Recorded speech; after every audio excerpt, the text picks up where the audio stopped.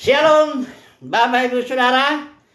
Kita meneruskan studi kita kristalisasi. Masih kita pulangan dan kita sudah sampai kepada bagian akhir ini, pasal yang ke-32 mengenai nyanyian Musa. Jadi latar belakang nyanyian ini adalah karena Israel sudah Tuhan sudah memberitahu kepada Musa bahwa ketika nanti Israel masuk ke tanah perjanjian, mereka akan gemuk, mereka akan kenyang, mereka akan menjadi tambun istilahnya, diberkati, tapi nanti mereka akan meninggalkan Yahweh. Mereka akan melanggar perjanjian dan banyak kali nanti dihajar, dibentuk, dan diproses di sana. Nah, jadi nyanyian Musa ini bentuknya pengajaran. Saudara kalau lihat itu pasal 32 ayat 2. Ya, mudah-mudahan kata Musa, pengajaranku menitik laksana hujan. Ya. Jadi ini suatu nyanyian, ya bukan sembarang nyanyian ya. Tapi bentuk pengajaran, nanti kita akan lihat 3 poin dari pengajaran Musa ini. Yang konteksnya atau latar belakangnya itu adalah kejatuhan Israel ya di tanah perjanjian ya. Nah, jadi ini pengajaran sangat penting ya, karena inilah terakhir kali ya, sebelum nanti dia ada berkat Musa juga untuk orang Israel pasal 33. Tapi dikatakan di sini setelah Musa selesai menyampaikan ini, pengajaran ini, pada hari itulah juga Tuhan berfirman kepada Musa, ini ayat yang 48, naiklah ke atas pegunungan Abarim, ke atas gunung Nebo, ya di tanah Moab, di tangan Jericho, suruh pandang, kemudian katanya engkau akan mati, ya. Jadi setelah pengajaran ini, pada hari itu juga engkau akan mati, ya, setelah melihat tanah perjanjian itu.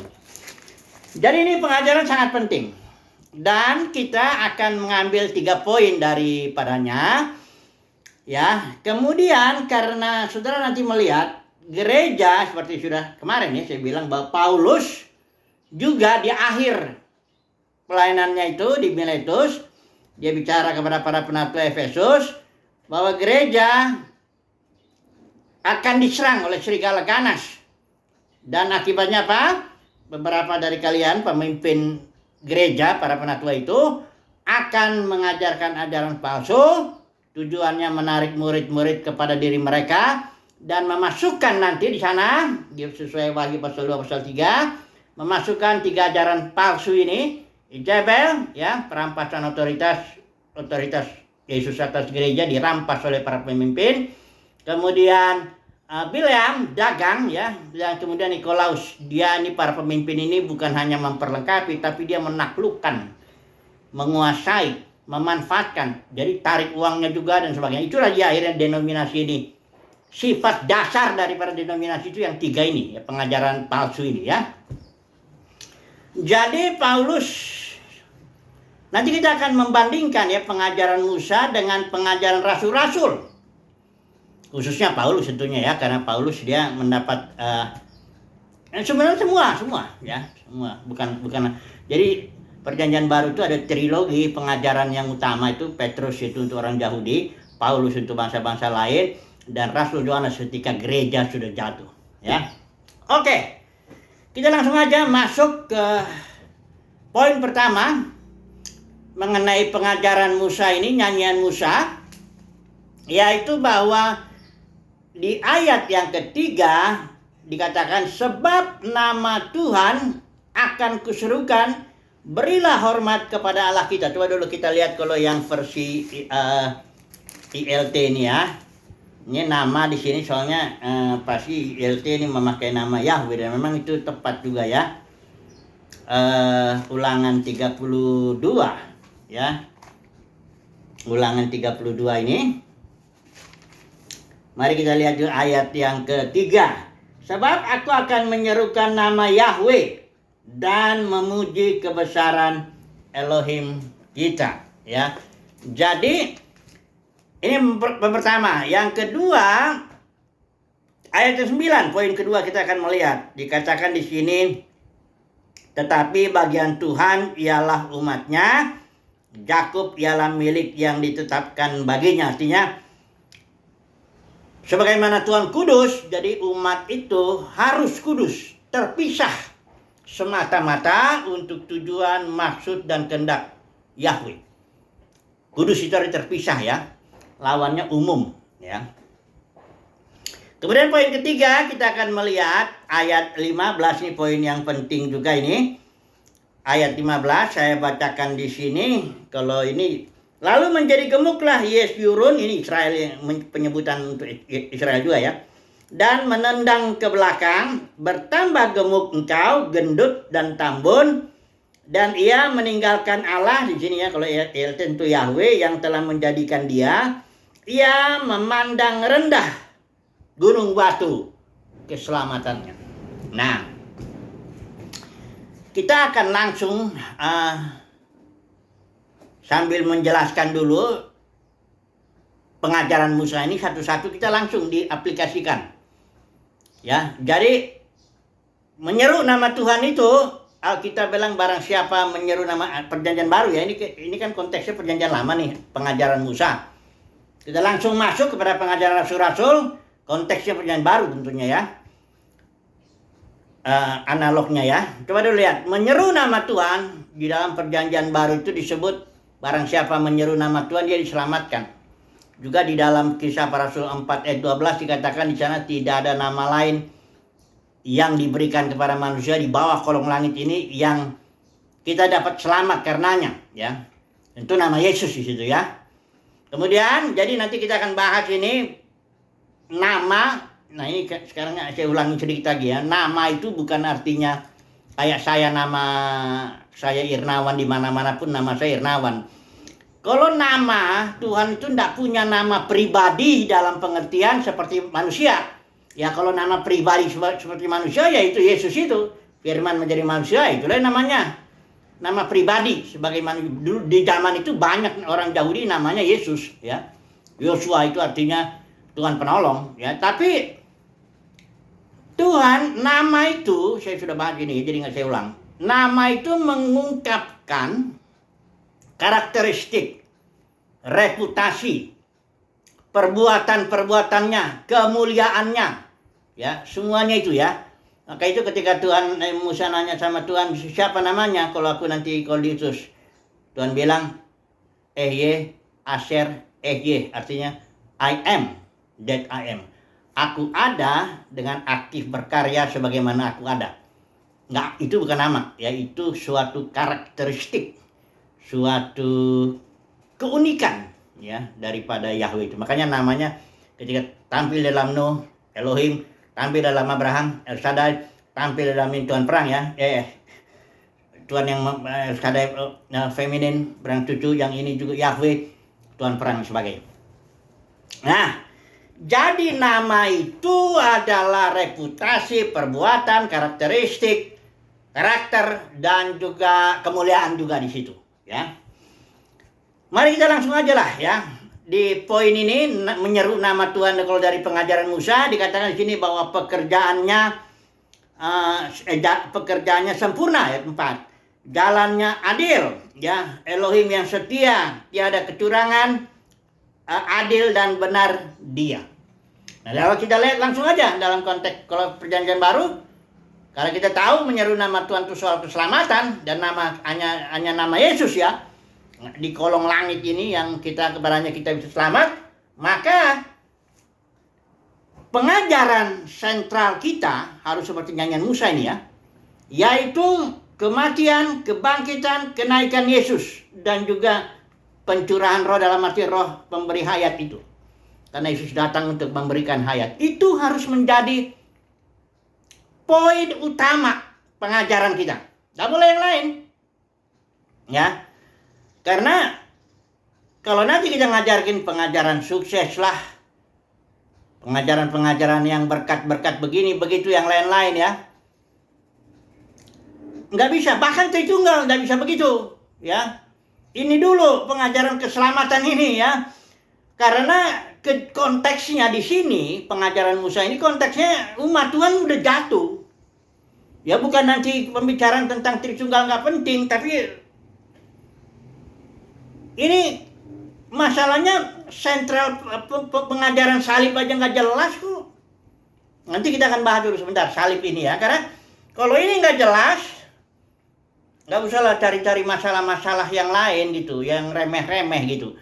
Karena Paulus juga peringatin ya, jangan yang ngajar kalau ini ngajar silsilah lah, yang ini itu yang macam-macam hari ini hari itu sunat lah macam-macam yang Paulus bilang ini itu kita harus mengajar oikonomia Elohim yang ada dalam iman. Oikonomia itu kita tahu kan pengelolaan Elohim itu per zaman itu. Nah kalau zaman dalam perjanjian baru itu pengelolaan Elohim fokusnya kepada kematian, kebangkitan, kenaikan Yesus, dan orang yang percaya, beriman, itu dapatkan hayat. Life ya, Zoe, istilah Yunaninya itu. Itu yang dulu kita harus jelas dulu. Coba dulu saya mau menjelasin, mudah-mudahan dengan satu ayat ini cukup bisa kita memahami ya. Dari 1 Korintus ini, mengenai salib ya. Karena ini pengajaran ini mesti jelas. Kalau ini enggak, nanti kita jadi ribut yang soal yang lain-lain yang tidak merupakan. Ini saya sedang bandingkan soalnya pengajaran Musa dengan pengajaran Rasul. Jadi Musa mengajarkan menyeru nama Tuhan ya. Kenapa? Karena dibilang Tuhan itu adil, baik dan sebagainya. Di sini menyeru nama Tuhan itu karena nggak ada nama lain ya. Selain nama Yesus yang kepadanya kita bisa selamat. Berarti pengajaran kita mesti fokus kepada kematian Yesus, kebangkitannya dan kenaikannya. Dan efeknya itu nanti. Roh pemberi hayat itu yang memberikan hayat Zoe. Nah, mari kita lihat dulu ya. Di 1 Korintus 15 ini saya sudah sering bilang tapi harus diulangi. Karena ini harusnya dan memang demikianlah kita mengatakan menjadi pengajaran sentral kita. 1 Korintus 15 ayat yang ke-45 saya baca ya, ini pakai LT. Demikian pula telah tertulis manusia Adam yang pertama telah menjadi jiwa yang hidup, living soul ya. Kalau dalam Kejadian itu karena manusia tadinya spirit dicampur dengan tanah, maka manusia menjadi living soul, jiwa yang hidup. Itulah dia manusia Adam yang pertama ya. Kemudian Adam yang terakhir, nah ini dia Yesus ini, Adam yang terakhir ini. Sebab dia menjadi roh yang memberi hidup, life giving spirit. Dengan cara apa? Dengan cara Yesus mati di kayu salib sebagai Adam akhir, artinya seluruh keturunan Adam yang pertama itu ya, manusia yang adalah jiwa yang hidup yang jatuh dalam alam maut, upah dosa maut, seluruhnya itu diakhiri ya. Semua masuk di dalam Yesus Adam akhir dan ditumpah di kayu salib. Sehingga upah dosa yang adalah maut sudah dibayar total. Semua manusia ya, semua keturunan Adam yang pertama itu, ya, yang jatuh itu, di sini diselesaikan oleh Adam akhir, ya. Itu sebab penebusan itu bukan seperti Calvin limited atonement, tapi unlimited atonement, ya, penebusan. Oke, kemudian, namun ayat 6, yang pertama bukan apa yang rohani, tetapi yang jiwani. Itu artinya yang datang itu yang bukan rohani dulu, baru nanti Yesus kan. Ayat 47, manusia pertama adalah dari bumi, itulah Adam itu, yang dari tanah itu. Ya. Manusia pertama adalah dari bumi, berasal dari tanah. Manusia kedua dari sorga, itulah Yesus ya. Firman menjadi manusia. Saudara lihat, di sini manusia bicara headship, kekepalaan. Manusia pertama, kepalanya itu Adam, berasal dari tanah, dari bumi. Sebabnya dia dicobai jatuh dan seluruh manusia keturunan kepala pertama ini ikut jatuh. Saudara tahu kalau headship itu Alkitab mengatakan sesat, kalau kepalanya ular ya semuanya ini ular. Gitu loh, ya. Headship ya, kekepalaan. Yang manusia kedua, ini ciptaan baru ini. Makanya Yesus dibilang permulaan ciptaan baru. Bukan Yesus dicipta, jangan salah. Ini jangan kayak apa ya, saksi Jehovah itu apa. Saksi Jehovah kan kalau Allah itu Yehovah. Kemudian Roh Kudus tenaga aktif, enggak pribadi. Kemudian Yesus itu dicipta. Nah ini ngawur ini. Jadi Yesus manusia kedua adalah ciptaan baru. Nanti semua yang percaya, yang dari sini nih, keturunan manusia pertama ini yang percaya ini, barang siapa yang ada dalam Kristus, ia adalah ciptaan baru. Jadi manusia ini, headship ini sangat penting. Jadi keselamatan itu soal headship. Karena kejatuhan manusia kan yang jatuh dia, satu. Kok semuanya ikut. Nanti yang satu yang benar itu, yang semuanya juga ikut. Itu bahasa dulu surat Roma itu jelas itu, headship itu. Jadi ini poin yang harus menjadi pengajaran utama kita. Tapi harus dengan iman ya. Siapa yang percaya ya beriman. Nah, nanti imannya juga iman Alkitab itu yang terjemahannya from faith by faith from faith. Dari iman kepada iman. Pistis, eis. Pistis ini kata depan itu artinya apa by ya, oleh atau from. Kalau eis itu artinya in ke dalam atau into.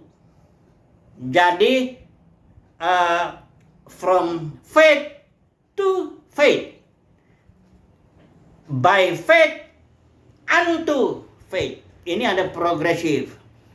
Iman yang pertama harus melakukan perbuatan, karena iman itu energi Elohim yang memampukan orang kudus bertindak. Kemudian perbuatan akhirnya menyempurnakan iman yang ada, bertumbuh dia. Terus begitu.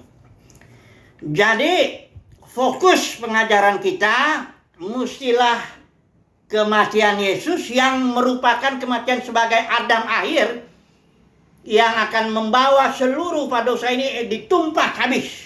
Ya, Yesus itu juru selamat, bukan juru selamat orang percaya saja. Yesus itu juru selamat dunia. Anak domba, Yohanes Pembaptis bilang, ini anak domba Elohim yang menghapus dosa dunia. Semua, bukan hanya yang percaya. Hanya memang ada urutannya nanti. Sesuai 1 Korintus 15 ini yang kita baca di sana, ada urutannya. Yesus sudah bangkit sebagai ciptaan baru, permulaan. Kemudian nanti yang ketika kedatangannya dan seterusnya. Sampai nanti Bapa menjadi semua dalam semua. Semua ya. Harus jelas ini. Ini pengajaran. Kalau karena ini sesuai dengan pengajaran Musa ini menyeru nama Tuhan selamat, ini nama Tuhan itu adalah karakter, perbuatan, reputasi. Itu reputasi Yesus itu, keselamatan semua manusia itu. Saudara jangan rendahkan Yesus itu sehingga dia seolah Yesus itu mati. Apalagi ajaran neraka kekal. Oh itu sangat merendahkan sekali, bukan merendahkan malah menghancurkan makna kematian. Karena begini, kalau upah dosa itu neraka kekal, kalau saya berbuat dosa, maka kalau Yesus mau bayar upah dosa saya, Yesus harus masuk neraka selama-lamanya, ganti saya. Nah sekarang saya tanya, Yesus masuk neraka selama-lamanya? Enggak. Dia cuma masuk ke alam maut 3 hari, setelah itu dia bangkit karena dia mengalahkan maut di situ. Pukul maut itu, habis. Dikalahkan. Jadi Yesus nggak bayar apa-apa kalau ajaran neraka kekal. Ya, itu baru satu saya. Gimana kalau semua manusia neraka kekal? Jadi harus dikalikan. Ngawur. Makanya jangan lagi pakai doktrin-doktrin gila seperti itu. Mana ada sih orang berbuat salah kok nerakanya selama-lamanya? Wah, apa sih? Itu hakim yang paling tolol, bego. Nggak akan berbuat begitu. Masa hakim yang adil berbuat begitu? Bukan, upah dosa itu maut. Itu kata Alkitab, maut itu satu jenis kehidupan yang dikuasai iblis. Itu yang dihancurkan oleh Yesus. Ketika dia masuk dalam malam maut 3 hari, pak, dipukul, bangkit dia. Itulah karena Zoe menelan maut. Ya, jangan lagi yang aneh-aneh lah ya. Nah, ini penting ini. Ini pengajaran Musa ini dengan pengajaran Rasul ini harus sama analoginya. Menyeru nama Tuhan di sini karena Tuhan itu adil, Tuhan itu baik, Tuhan benar sebagainya. Inilah reputasinya Yesus. Ya, jangan rendahkan Yesus. Ya. Kalau itu kan meninggikan iblis itu. Kalau misalnya kita bilang, sekarang saya tanya dulu deh, yang ikut Yesus sekarang berapa orang sih? Ini ada orang yang pernah menghitung pernah menghitung manusia di seluruh muka bumi yang pernah hidup, itu kurang lebih ada 160 miliar manusia. Yang kalau zaman ini kan hampir 7,5 ya. Berapa? Dihitunglah dulu, itu hitungan kasar tentunya itu. Ada 160 miliar manusia yang pernah hidup di muka bumi. Dan diperkirakan cuman kurang lebih 3 miliar manusia di muka bumi ini dari zaman Adam sampai Yesus. Sampai sekarang lah kurang lebih. Yang mengikuti Yesus dibilang begitu, yang ikut Tuhan lah. 3 miliar. Jadi 157 miliar udah ada di neraka sekarang. 157 miliar.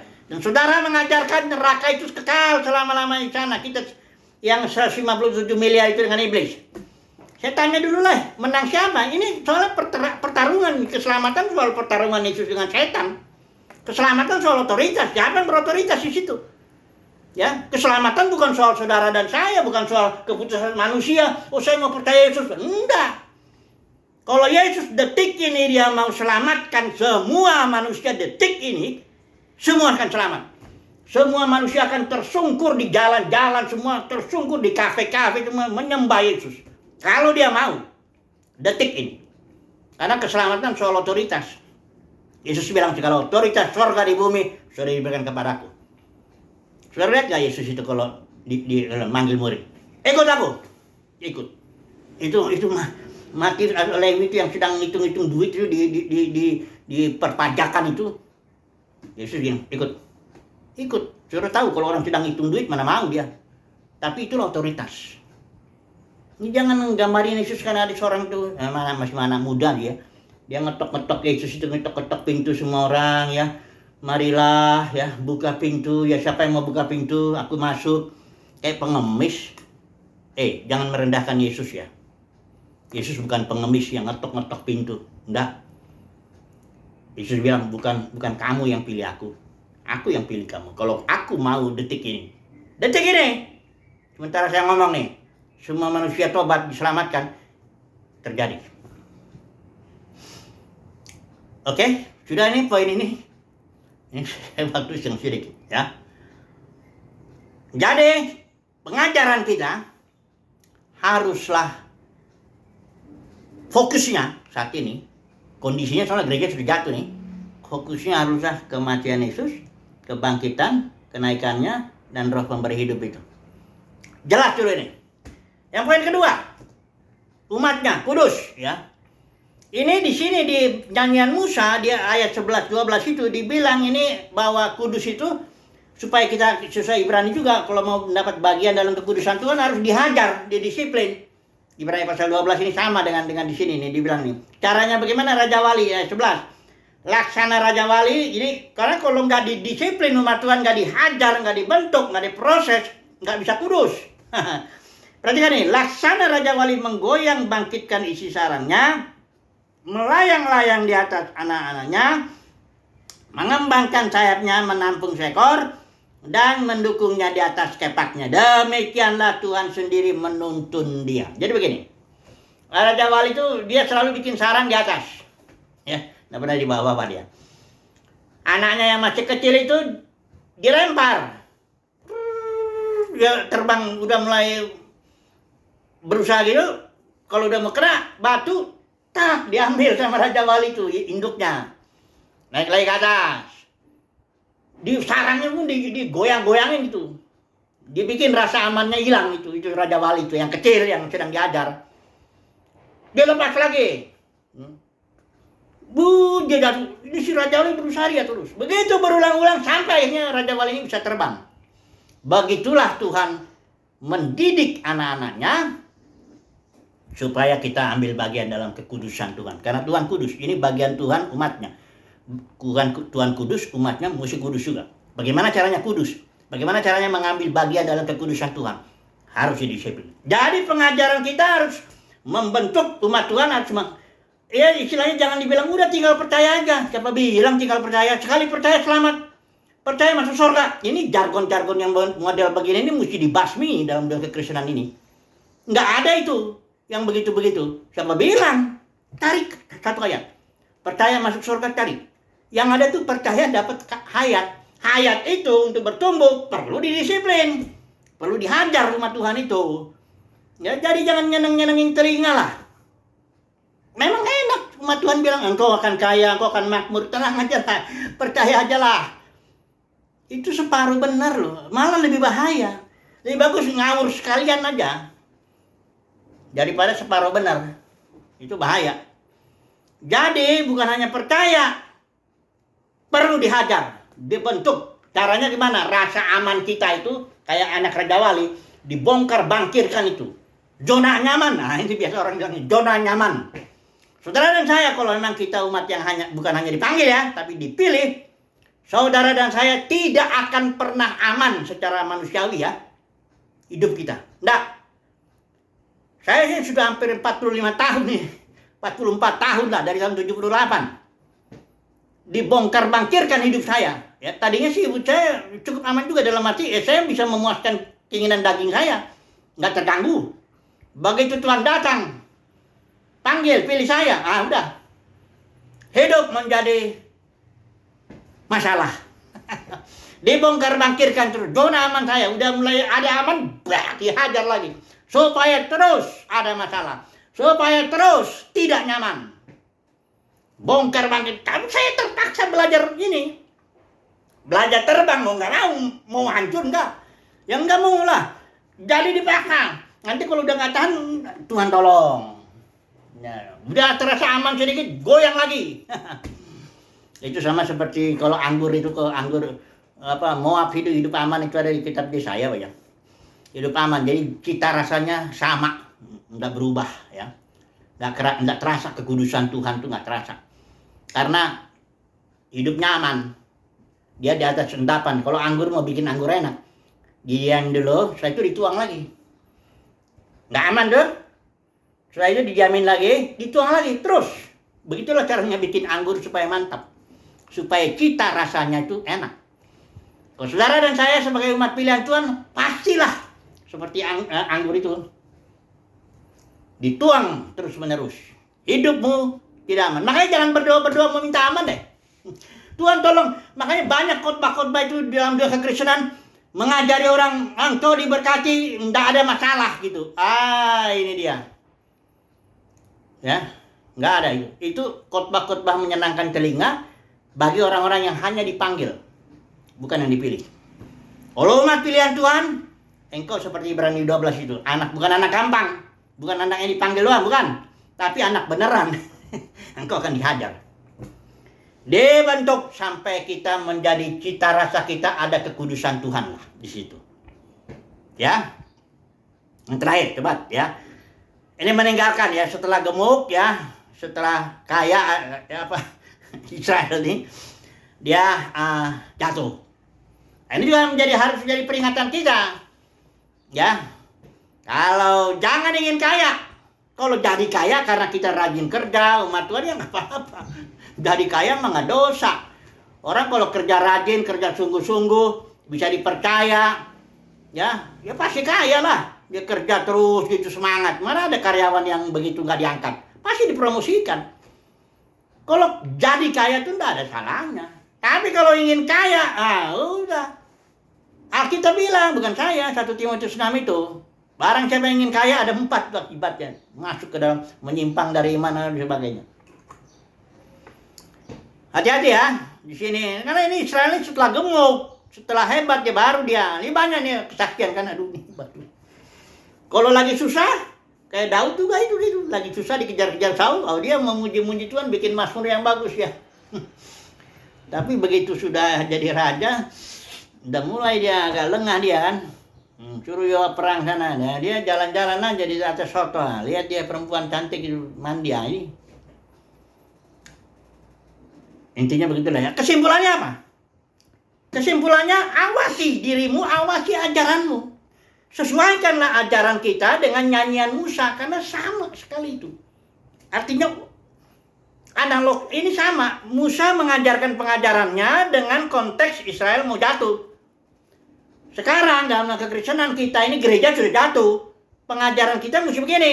Pertama, Yesus kematian, kebangkitan, kenaikan apa semua. Pahami dulu. Yang kedua, disiplin. Umat Tuhan harus kudus. Disiplinnya ini. Ketiga, peringatan ya. Ini sebenarnya saya mau bicara tentang gereja itu ya.